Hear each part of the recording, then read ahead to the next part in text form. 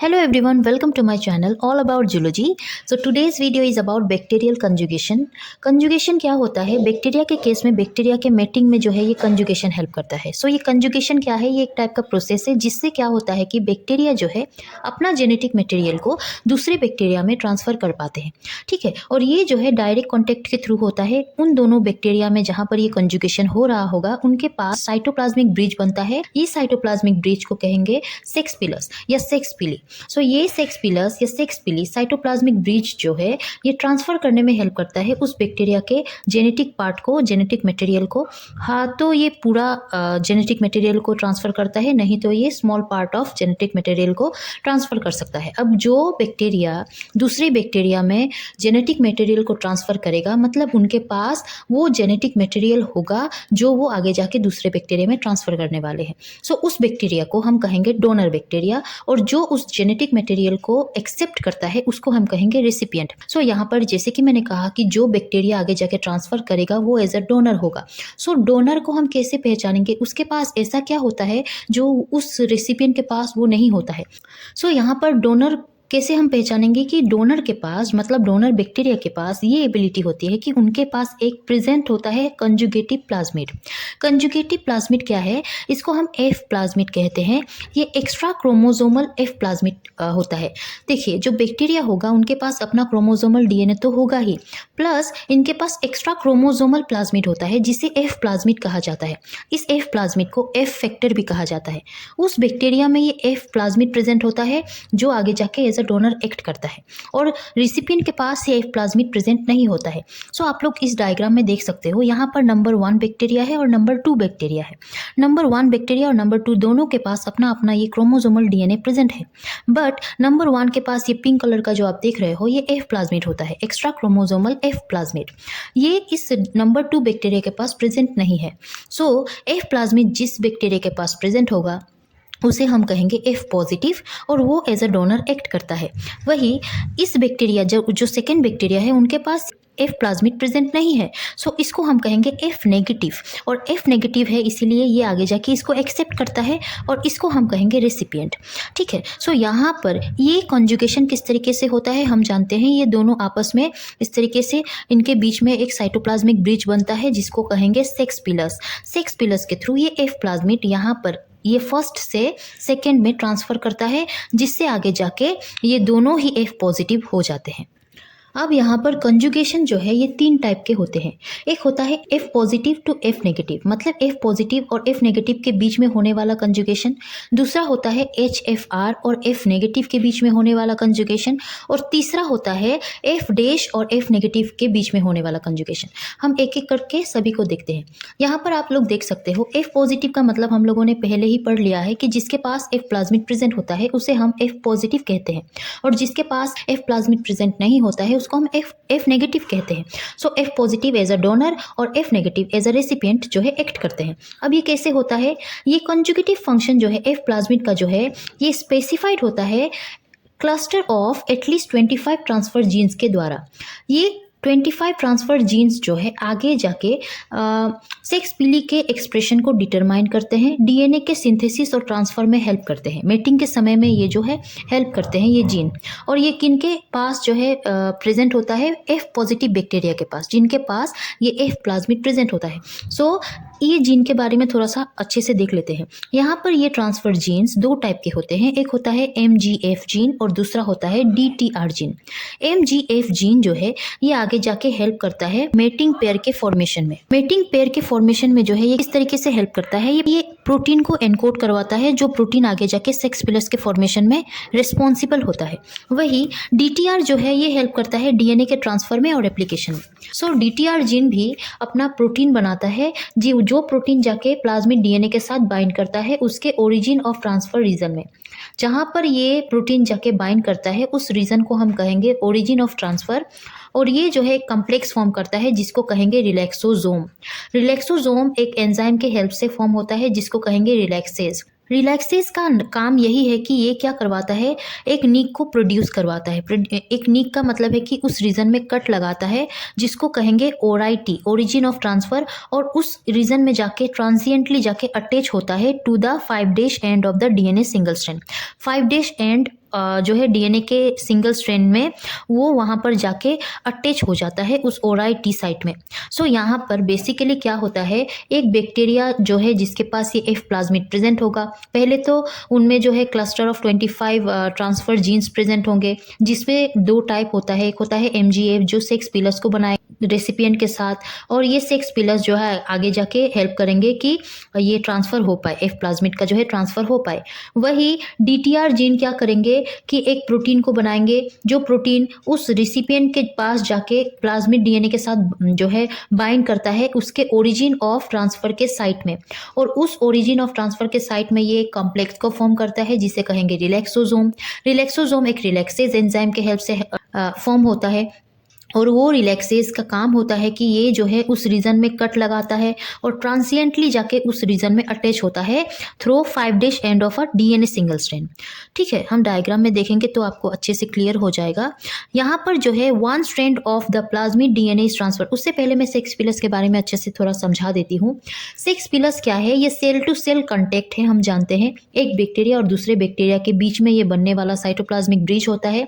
ये cell to cell contact होता है, डायरेक्ट कॉन्टैक्ट के थ्रू बैक्टीरिया में ट्रांसफर ये जो है चलता है। और यहाँ पर ये टाइप 4 सिक्रेशन सिस्टम होता है।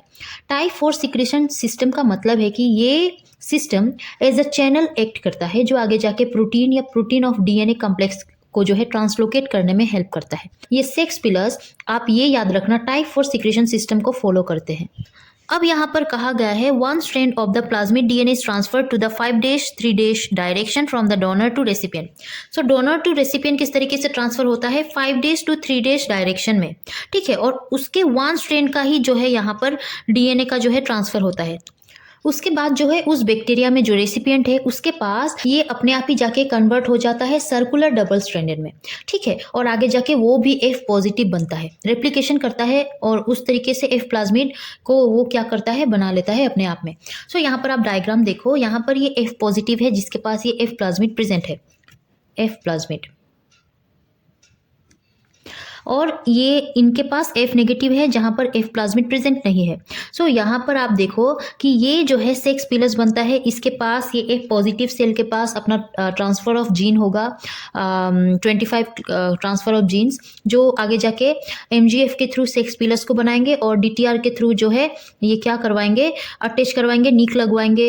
ये सारा हमने पढ़ लिया है। सो यहाँ पर इतना कुछ मैंने नहीं दिखाया है, यहाँ पर सिंपली सेक्स पिलस को फॉर्म करता है ये बैक्टीरिया, और बाद में जो है इसके पास इस तरीके से ये सिंगल स्ट्रैंड जो है डीएनए का 5 डेज से जो है इस तरीके से ट्रांसफर को स्टार्ट करता है। अब ये जो रेसिपिएंट बैक्टीरिया होगा ये अपना जो है खुद ब खुद ही रेप्लिकेशन जो है ये करता है, जिससे यहाँ पर 5 days to 3 days जो है ये एफ प्लाज्मिड का ट्रांसफर होता है फ्रॉम डोनर बैक्टीरिया, और रेसिपिएंट जो है 3 days to 5 days इस तरीके से रेप्लिकेशन करता है, और बाद में जाके दोनों, ये तो पहले से ही एफ पॉजिटिव था और ये भी अब जाके एफ पॉजिटिव हो जाता है।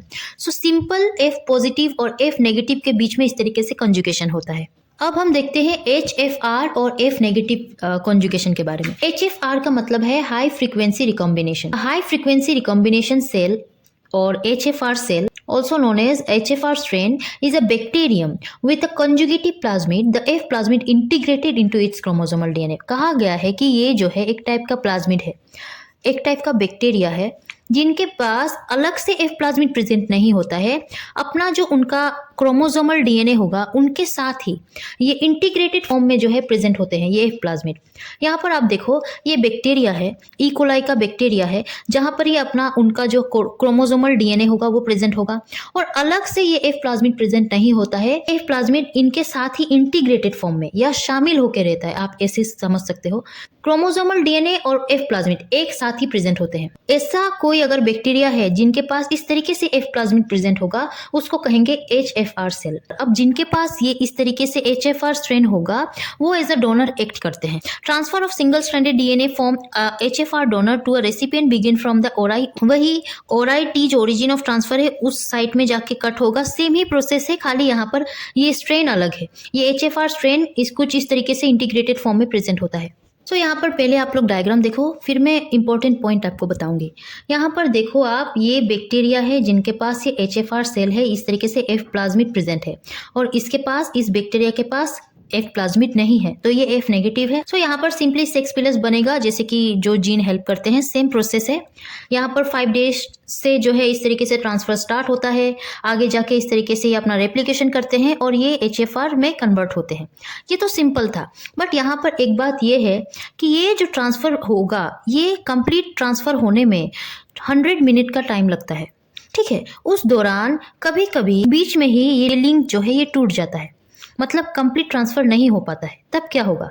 सो हम देखते हैं। In case of mating between HFR and F negative strains, part of the F plasmid is transferred last after the entire bacterial chromosome has been transferred, because only a part of the F plasmid is transferred at the start. The F negative does not become F positive unless the whole chromosome is transferred. कहा गया है कि यहाँ पर HFR strain में जो ये transfer होगा, ये कहा गया है कि सारे क्रोमोसोम के ट्रांसफ़र हो जाने के बाद लास्ट में ये एफ प्लाज्मिड जो है कंप्लीट होता है, मतलब ट्रांसफ़र होता है। आप लोग यहाँ पर देखो, ये जो कट लगवाया गया है ये 5 डेज टू 3 डेज इस तरीके से मूव करेगा, बट यहाँ पर ये इस तरीके से कुछ ही पार्ट इसका जो है पहले ट्रांसफ़र होता है, फिर होल क्रोमोसोम का होता है, फिर जाके लास्ट में ये बचा हुआ एफ प्लाज्मिड का जो है ट्रांसफ़र होता है। जब तक ये एफ प्लाज्मिड कंप्लीटली ट्रांसफर नहीं हो जाता दूसरे रेसिपिएंट के पास, तब तक वो रेसिपिएंट ये एफ पॉजिटिव नहीं कहलाएगा। अगर किसी दौरान यहाँ से जो है इसका ट्रांसफ़र रुक जाए या इनका ट्रांसफ़र ना हो पाए तो ये एफ नेगेटिव आगे जाके एफ नेगेटिव ही रह जाता है। मतलब एफ पॉजिटिव होने के लिए इनको पूरा जो एफ प्लाज्मिड का जो ये पार्ट है ये कंप्लीट इनका ट्रांसफ़र होना पड़ता है। सो यही बात यहाँ पर कही गई है। The conjugation usually breaks before this process is finish, thus the complete F plasmid usually is not transferred and the recipient remains F negative.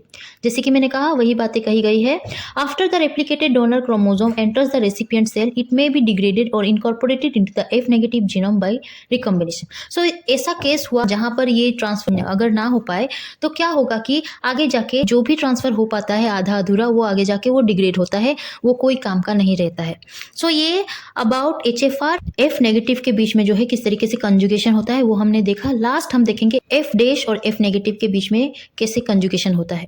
पहला तो ये एफ डैश क्या है? Integrated F plasmid in HFR strains can sometimes be excised from the bacterial chromosome. If excision precisely reverses the integration process, F positive cells are produced. कहा गया है कि यहाँ पर जो आप देखोगे बैक्टीरिया, यहाँ पर HFR बैक्टीरिया है या HFR स्ट्रेन है, इस तरीके से F प्लाज्मिड बैक्टीरिया के क्रोमोसोम के साथ इंटीग्रेटेड फॉर्म में प्रेजेंट होता है। वही कभी कभी ये एक्सीजन के थ्रू, मतलब इस तरीके से इनका रिकॉम्बिनेशन होता है, जिससे क्या होगा कि ये एफ प्लाज्मिड का हिस्सा अलग हो जाता है क्रोमोसोम से। जब ये अलग होता है तब क्या होता है कि जो बैक्टीरिया का क्रोमोसोम है उनके पास थोड़ा सा, एकदम थोड़ा सा हिस्सा ये एफ प्लाज्मिड का रह जाता है, वही एफ प्लाज्मिड के पास ये क्रोमोसोम का थोड़ा हिस्सा रह जाता है। सो ये जो आप देखोगे इस एफ प्लाज्मिड को, सो इनके पास थोड़ा सा क्रोमोसोम का पार्ट मतलब प्रेजेंट है, और इसी प्लाज्मिड को हम एफ डैश प्लाज्मिड कहते हैं, क्योंकि ये जो है ना ही तो ये एफ प्लाज्मिड के जैसा है और ना ही ये HFR के जैसा है। इनका जो है कुछ अलग ही है, क्योंकि ये क्रोमोसोम का ही पार्ट थोड़ा सा जो है अपने आप में रखते हैं, जिसको हम कहते हैं एफ डैश प्लाज्मिड। अब यहाँ पर ये एफ डैश प्लाज्मिड जो है एज अ डोनर एक्ट करता है।